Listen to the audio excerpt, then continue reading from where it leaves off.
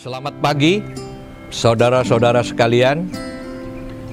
Selamat berjumpa lagi dengan channel kami, yaitu YouTube channel Berbagi Makna. Untuk kali ini, saya atau kami ingin melanjutkan topik mengenai studium general. Walaupun judulnya adalah studium general, tapi kontennya atau prinsipnya tidak lain dan tidak bukan. Dengan segala kerendahan hati, saya ingin berbagi sedikit pengalaman yang saya alami dan sedikit pengetahuan yang saya ketahui mengenai hal-hal yang penting untuk mendampingi ilmu Anda yang telah diperoleh dari kampus secara formal. Yang bisa kategorikan bahwa ilmu yang dari kampus itu adalah ilmu-ilmu teori, dan yang ingin saya bagikan hari ini adalah ilmu-ilmu terapannya supaya Anda memiliki ilmu yang lengkap, baik teori maupun praktek atau implementasi. Apa yang ingin saya sampaikan di dalam chapter 3 ini, dalam judul studium general, yaitu mengenai pengertian UKM dan koperasi.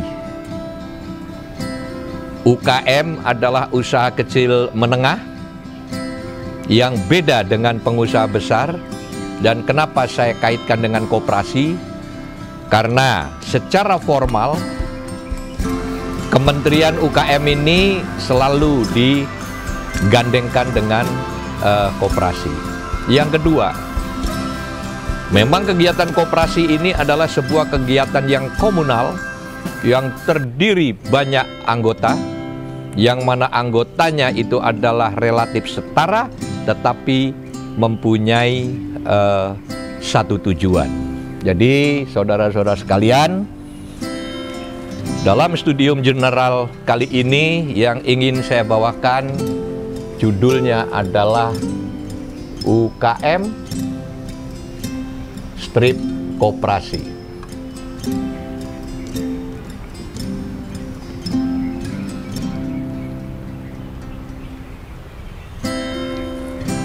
Yang pertama ingin saya sampaikan, lagi-lagi tentu, yaitu mengenai definisi mengenai UKM dan koperasi.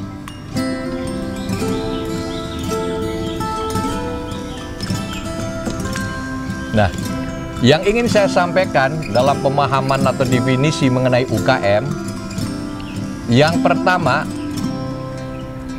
bahwa pengusaha kecil bukan pengusaha besar yang berukuran kecil. Ini saya singkat supaya tulisan kalimatnya nggak usah terlalu panjang-panjang. Bahwa hendaknya pengusaha kecil jangan disamakan dengan pengusaha besar. Kenapa? Karena memang pengusaha kecil itu bukan pengusaha besar yang berukuran kecil. Analoginya, misalnya bayi. Bayi ini adalah bukan orang besar atau orang dewasa yang berukuran kecil.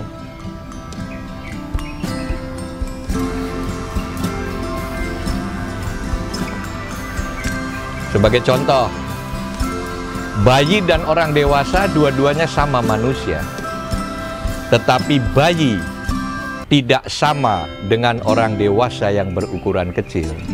Jadi, ketika suatu saat sang bayi kena penyakit flu,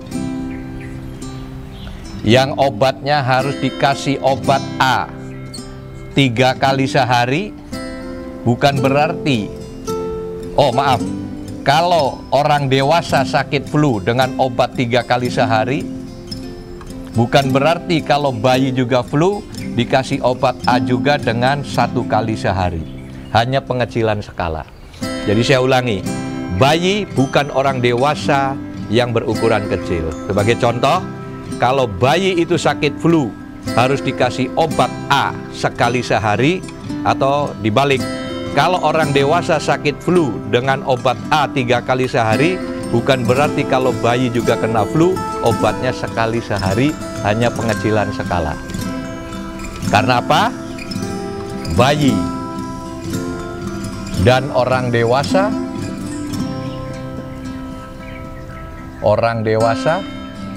ini anatominya berbeda.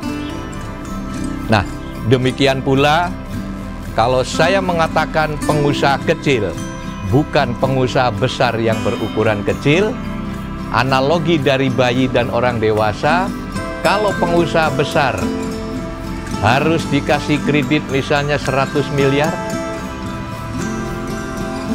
bukan berarti kalau pengusaha kecil harus dikasih kredit 100 juta. Hanya pengecilan skala. Ini sangat tidak benar untuk memahami bedanya pengusaha besar dan pengusaha kecil. Yang bisa saya kasih contohnya adalah analogi, supaya tidak confuse lagi, saya ulangi, bahwa bayi bukan orang dewasa yang berukuran kecil. Seandainya orang dewasa sakit flu obatnya 3 kali sehari, maka bukan berarti kalau bayi sakit flu juga obatnya sekali sehari dengan obat yang sama, yang hanya pengecilan dosis. Nah, analogi ini adalah diterapkan dalam pendekatan, khususnya pendekatan pemberian bantuan modal.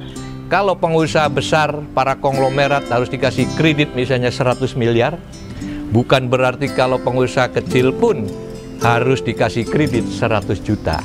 Karena apa? Karena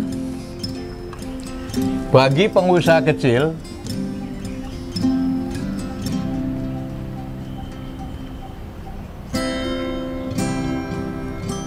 yang dibutuhkan yang pertama itu adalah market garansi.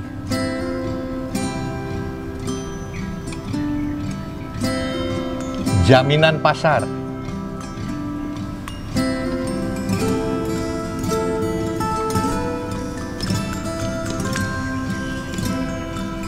Yang kedua adalah technical asistensi.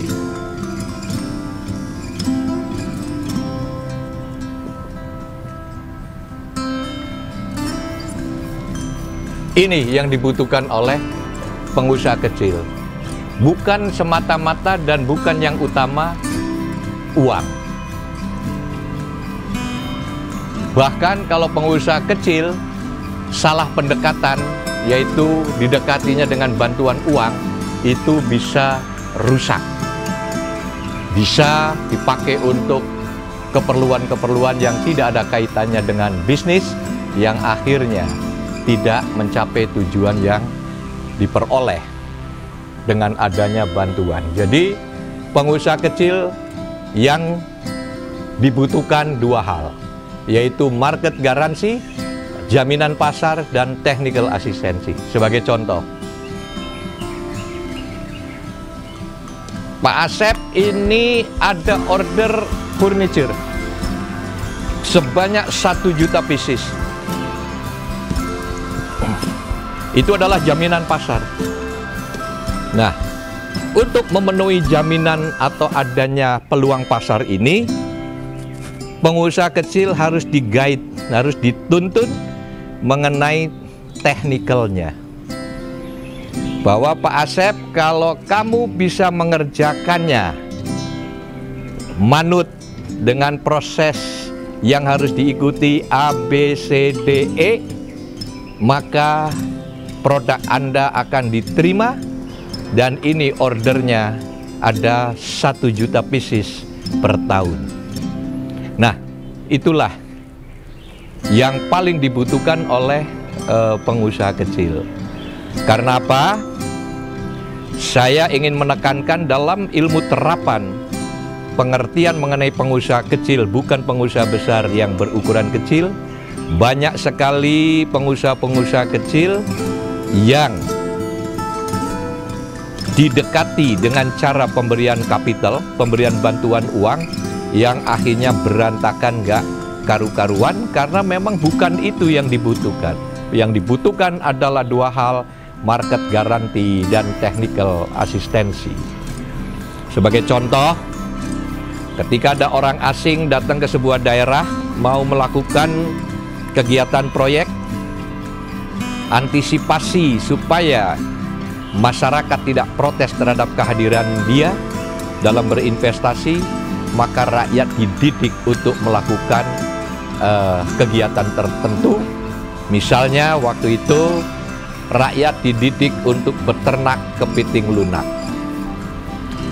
Wahai Pak Asep, Pak Abdul, Pak Dori, Pak Sulaiman, sini kumpul. Ini ada order kepiting lunak sebanyak sekian ton. Dan cara beternaknya adalah ABCD.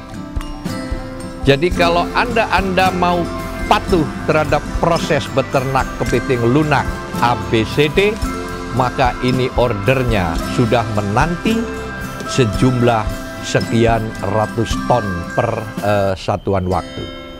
Dan setelah dijalankan ternyata berhasil, dan setelah berhasil maka datanglah lembaga-lembaga finance atau bantuan kredit untuk memberikan kredit seperlunya kepada para pengusaha kecil ini.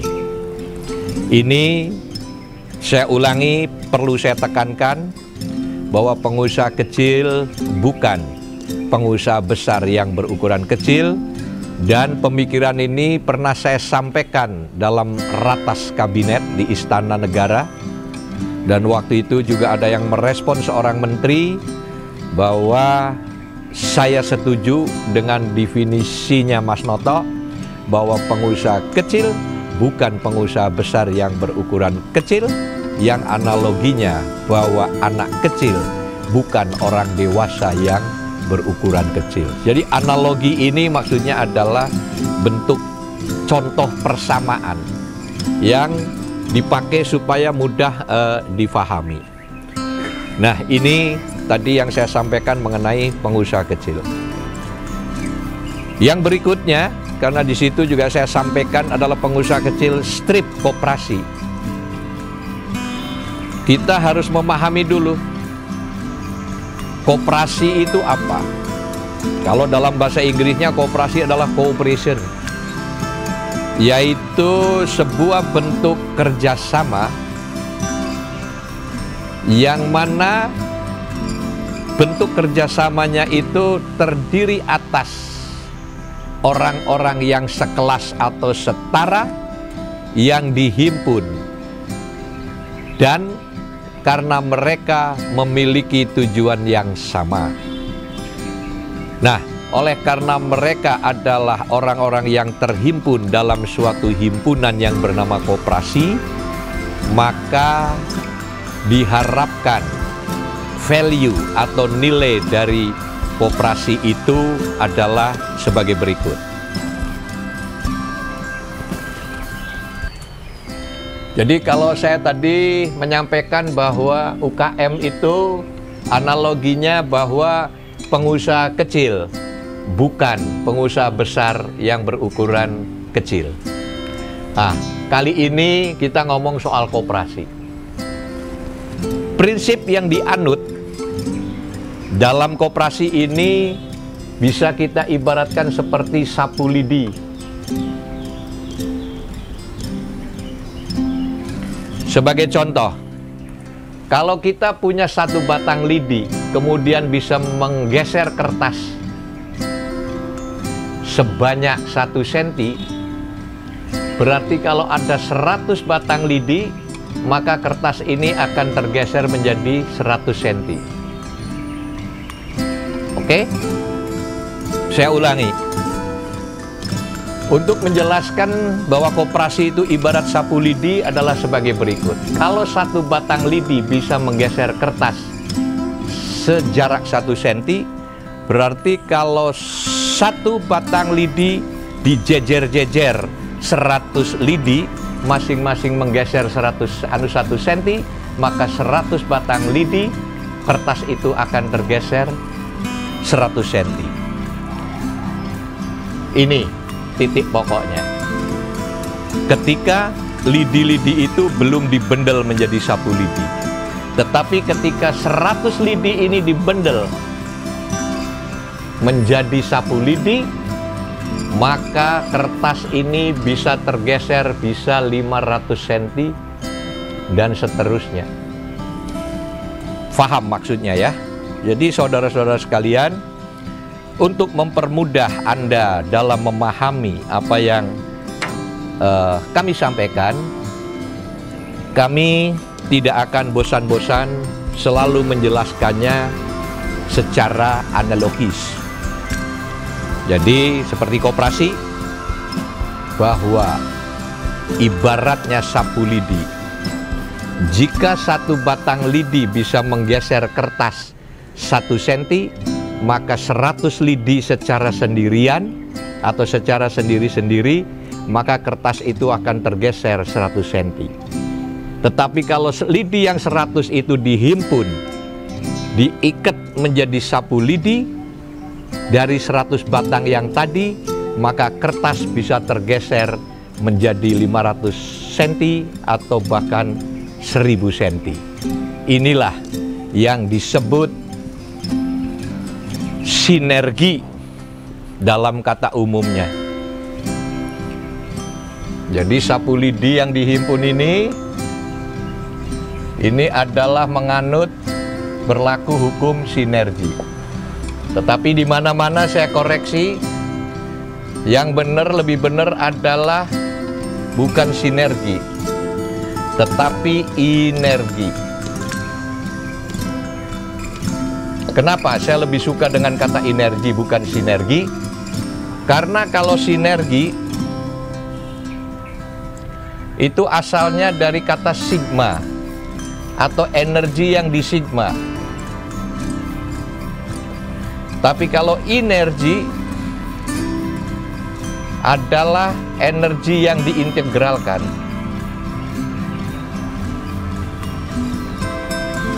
Oke? Saya hapus supaya lebih jelas yang sebelah sini.